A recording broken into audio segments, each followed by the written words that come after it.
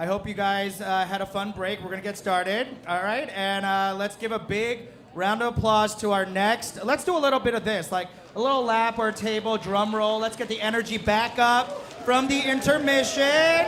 Please give it up for Sivan Shandor. Yeah. Ooh, we got some fans in the house. Sivan, where you at?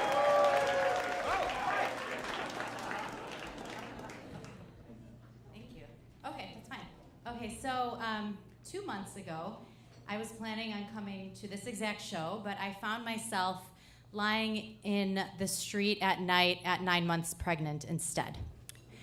Yeah, so it started in the morning. I was at my 37-week checkup, and the doctor was feeling around, and he said, I said, I think her butt's over here, and he's like, that's not her butt, that's her head.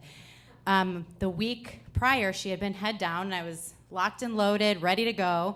And slowly that week, she had been inching her way to breech.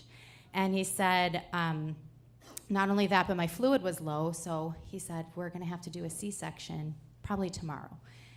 Well, that was a shock to me because I had had 2 babies prior to that, and they were born the regular way. But those pregnancies had been riddled with anxiety, and I had lots of stuff happen. My first baby, she was born 5 weeks early. My water broke, and it was very scary. And then during my second pregnancy with my son, I was very, very worried the whole time that he would be born early, maybe 10 weeks early. I had no idea. I was just so stressed. And on top of it, I had contracted for the first time one of those Zika-like viruses called CMV. It's cytomegalovirus, and most of you as adults are walking around with it.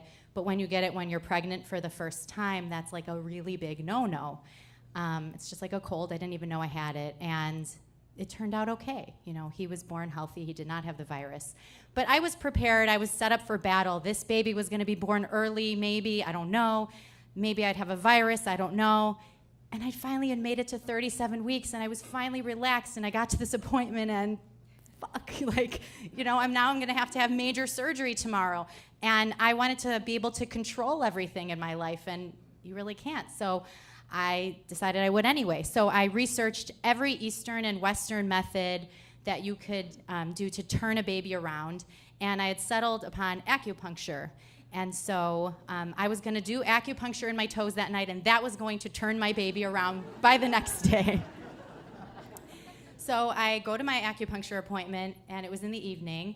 And as I'm leaving, I felt like, okay, I've done everything that I can.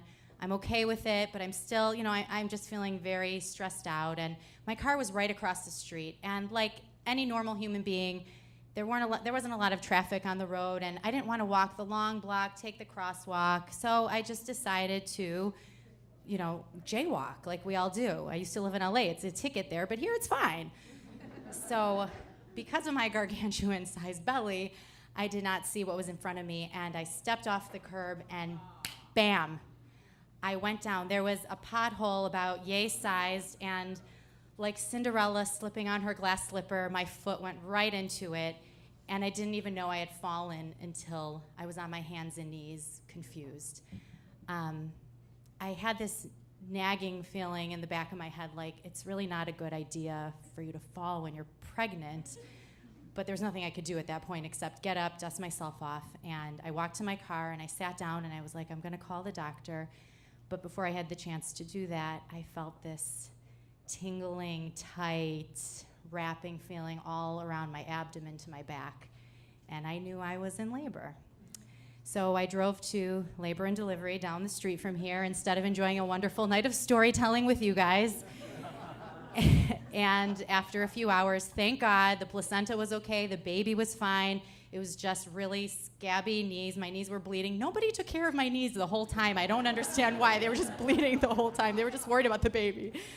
And they determined that, yes, I truly was in labor, and I would have to have a C-section that night. So I, at that point, accepted my defeat and realized that really the most important thing was the health of my child and that I would be safe. And even though I was up for battle and really trying to turn this baby around, it was going to be okay. And it was. She was born healthy, and it was fine. And really, through all 3 of my pregnancies, my labors ended up fine and my children were healthy, and that's the most important thing. And I learned that A, you really can't control what happens to you. You got to roll with the punches. And B, I will not be having any more children in my life. Thank you.